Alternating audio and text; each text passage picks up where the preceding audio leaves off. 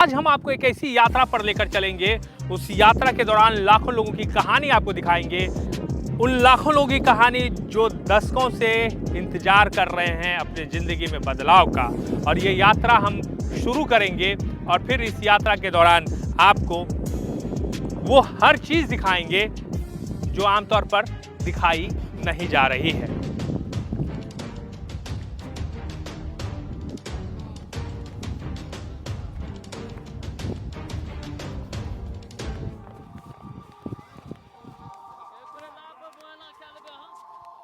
हाँ उन्नाव आ रहा है ना, उन्नाव टकरे थे ना वो जे एवरल से आदमी।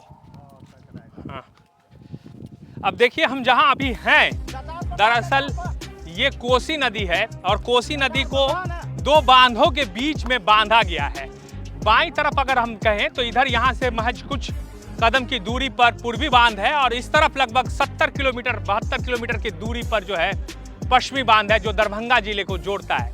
इन दोनों बांध के बीच से कोसी नदी और उसकी सहायक नदियां बहती है और इन्हीं नदियों के बीच में लाखों लोग रहते हैं। है ना हैरान करने वाली बात, नदियों के बीच में ये लाखों लोग कैसे रहते हैं, आज हम आपको यही दिखाएंगे।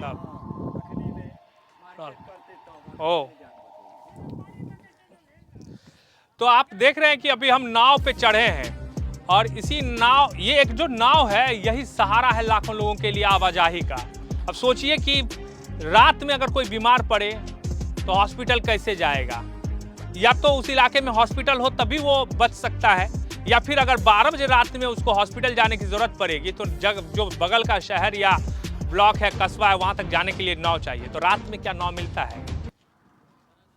जिंदगी बहुत कठिन है और ये वाला जो हिस्सा है बिहार का वो दिखाई नहीं देता है। आज हम वही दिखाने जा रहे हैं। ये देखिए सामने में जो नाव दिख रहा है ना आपको, वो नाव जो है जैसे रोड पर गाड़ियां चलती है ना, उसी तरीके से ये जो आप देख रहे हैं उसी तरह से ये ट्रैफिक है, नाव का ट्रैफिक है।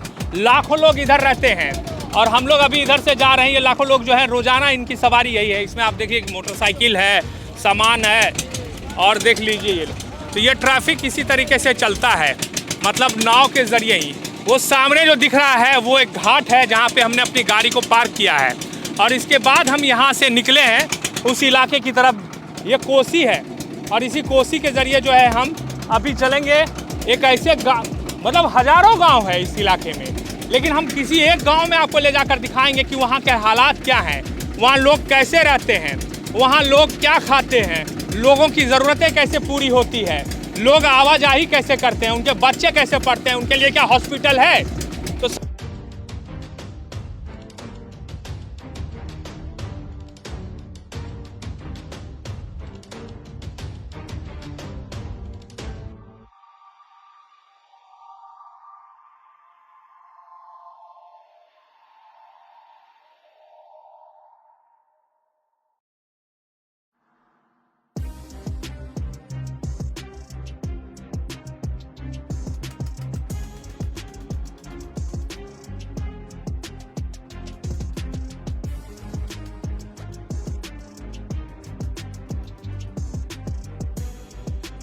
उस घाट से जब हम लोग चले हैं तो लगभग आधा घंटा बीत चुका है और हम लगातार इस कोसी नदी के बीचों बीच बढ़ते जा रहे हैं। अब सोचिए दिन का समय है और इस समय जब हम जा रहे हैं तो हमारे चारों तरफ का ये मंजर आप देखिए।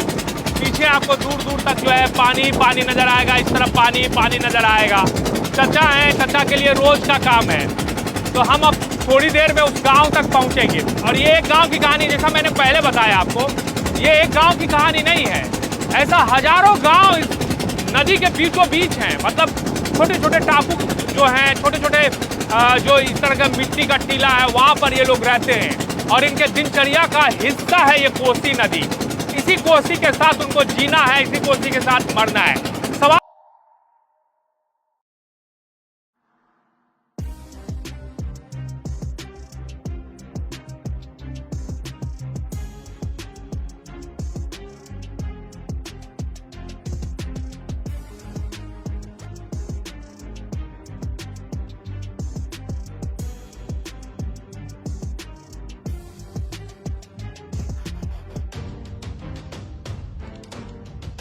बिंदेश्वरी चचा जो है हम लोग के साथ बैठे थे वहाँ पर, अब हम लोग जा रहे हैं रास्ते में, तो एक ये टोला इधर आप देखिए, कोसी के बीचों बीच ये टोला है। आप यहीं उतरिएगा, यहाँ से जाइएगा आप। हाँ तो ठीक है, तो ये यहाँ उतरेंगे और यहाँ से जाएंगे। तो ये मतलब हमको देख के बड़ा आश्चर्य लग रहा है। आइए चलिए, आप कोई दिक्कत नहीं है, बहुत अच्छा लगा मिलके आपसे। तो ये बड़ा आश्चर्य, एक तरह से ये एक स्टॉपेज हुआ है नदी में। हम लोग अभी आ रहे हैं और जैसे इनको अपने गांव जाना है, ठीक है, तो इस तरफ बाएं तरफ जो है वो गांव दिख रहा है, मान लीजिए इनका गांव है। तो ये यहाँ पे देखिए उतरेंगे और यहाँ से चलेंगे। हमारी यात्रा इससे आगे तक की है, हम लोग इससे आगे जाएंगे अभी, लेकिन चूंकि ये इनको यहीं उतरना है तो यहाँ से ये चले जाएंगे। छाता भी तो नहीं लिए हैं, बारिश अगर होने लगेगी। गाड़ी में छाता था। और इस तरफ आप देख रहे हैं, एक सेकेंड, ये जो आप देख रहे हैं, 1 मिनट इनाम पकड़ा पड़ता कि नाव का। अच्छा, ये खौर है ना, कास, जिसको कास बोलते हैं, कास पटेल। ये इस तरफ देख रहे हैं, ये कास। हाँ 1 मिनट आइए, 1 मिनट थोड़ा सा खाली। तो ये देखिए आपको कास पटेल दिखाते हैं। क्या है इधर का मतलब जीवन क्या है वो आप समझिए कि कोसी के बीच में जो लाखों की आबादी रहता है। यहाँ तो कीचड़ है, थोड़ा संभल के। हाँ तो ये जो है इधर कास है। कास का क्या काम होता है वो भी बताएंगे। आइएगा थोड़ा सा 2 मिनट के लिए। ये जो है इधर हाँ, तो ये देखिए ये कास है। ये कास जो है ये कोसी घर में टट्टी और लगेलू की कहे छे खौर। हाँ यहाँ फूस जो छप्पर जो बनाता है। हाँ छप्पर घर, ये अपने आप निकलता है नदी के बीच में। हाँ तो यहाँ सब काट खोट के की कहे छे घर पर दलू मालो के खिएलूँ। तो बारिश जैसा लग रहा है इसलिए हम लोग निकल जाएंगे यहाँ से। इधर ये गांव है इस तरफ, लेकिन हम लोग एक अलग गांव में जा रहे हैं। तो चलिए चलते हैं। ये छाता लिए नहीं है।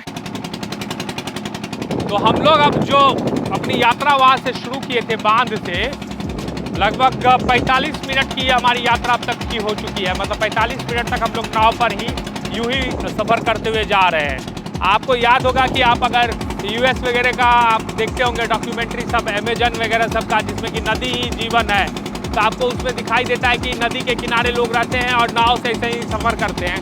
तो अभी लगभग हम लोग 45 मिनट का सफ़र कर चुके हैं। इस सफ़र के दौरान हमारे साथ विंदेश्वरी जी थे, विंदेश्वरी यादव जी, जिनको हम लोगों ने बीच में उनका गाँव पड़ता था नदी के बीचों बीच, वहाँ हमने छोड़ा है। अब ये जो आप देख रहे हैं नदी, ये जो आप धान का फसल इधर देख रहे हैं, दरअसल ये नदी है। मतलब ये नदी के बीचों बीच धान की फसल लगाई गई है। जब बाढ़ का पानी आता है तो ये पूरा पानी में डूब जाता है, ये पूरा इलाका जलमग्न हो जाता है। मतलब ये जो आपको मिट्टी और ये टीला दिखाई दे रहा है, ये बहुत हद तक जो है पानी के भीतर चला जाता है। अब सोचिए कि इस कंडीशन में यहाँ पर लोग कैसे रहते हैं। वो भी एक दो गांव की बात नहीं है, हजारों हजार गांव जो है इस बांध के भीतर है और उस गांव के भीतर जो है लोग रहते हैं। तो 45 मिनट की यात्रा के बाद हम पहुँचे हैं। जैसे अभी वो देखिए कि दूर जो है हमें अभी इसी तरह का एक गांव टोला दिखाई दे रहा है। अभी हम कोशिश करेंगे वहाँ तक पहुँचने की और हम देखेंगे कि यहाँ जो लोग रहते हैं वो कैसे रहते हैं, उनका जीवन कैसे चलता है। जिस विकास की बात हो रही है वो विकास का लाखों एक मान लीजिए कि 4-5 लोगों घर की बात होती या 10 घर की बात होती, या ये होता कि चलो यहाँ 50 घर है तो पूरा सिस्टम सरकार का कैसे उठ के आएगा। आना तो 50 घर में भी चाहिए, लेकिन जब लाखों लोग इस बीच में रहते हैं तो उनके बारे में अब तक कुछ क्यों नहीं किया गया। और जो पलायन की बात हो रही है, पलायन का सबसे ज़्यादा अगर खामियाजा भुगत रहा है तो इसी इलाके के लोग भुगत रहे हैं, जो ट्रेन में सफ़र करते हैं, जनसेवा, गरीब रथ और इस तरह की जो ट्रेनें यहाँ से खुलती है सहरसा, सुपौल, मधेपुरा से, वो खगड़िया से, वो उससे सवार होकर लुधियाना, दिल्ली, पंजाब कमाने के लिए जाते हैं।